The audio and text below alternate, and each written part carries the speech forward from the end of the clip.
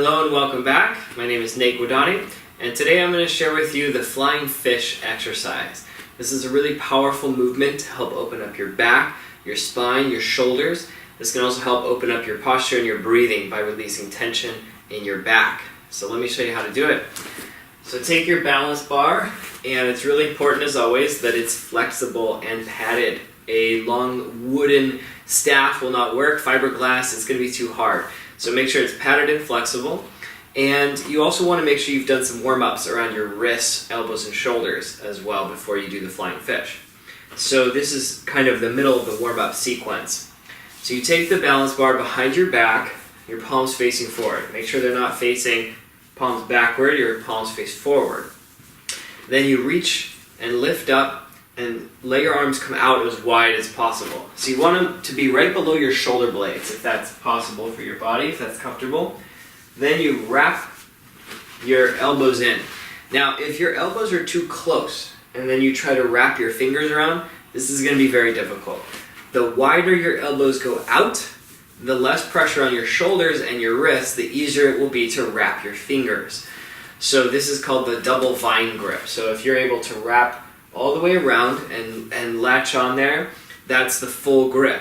Now, it's certainly not necessary to do the entire double vine grip. This can be done with just one finger, pinky, fingernail, just a little bit, or if that's just uncomfortable and painful on your wrist, then just simply hold it from the back like this. So you're still starting off here, and then you just simply hold it in the back like this. The goal is that you're getting some pressure on your back, and I'll show you why in a second. So see how important it is to have the flexible padded version so that there's some give, and especially when you're wrapping it, there's going to be less pressure on your wrists.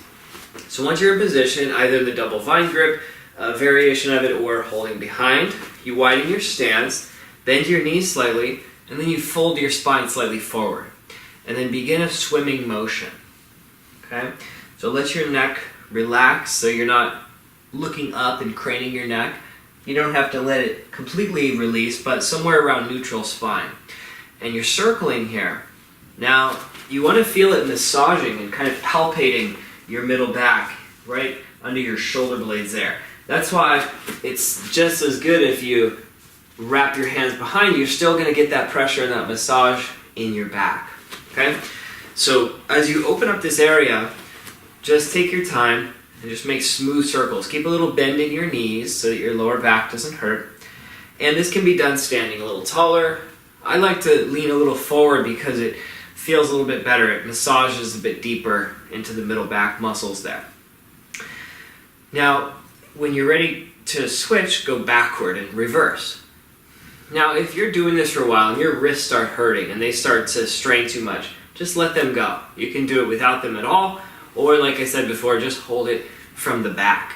Don't cause pain in your wrist. There can be a little stretching sensation, but it shouldn't get more and more uncomfortable over time. It should get more comfortable over time. So if you're doing anything and it starts to get more and more uncomfortable, make a change. All right? So over time, your wrists will get more flexible and more resilient, and it may get a lot less painful if you're starting off that way.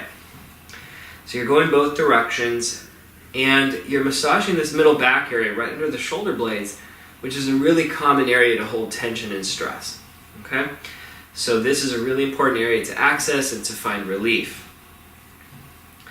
So after you've gone both directions for a little while, you can slowly come up and release. And you can roll out your wrists and massage.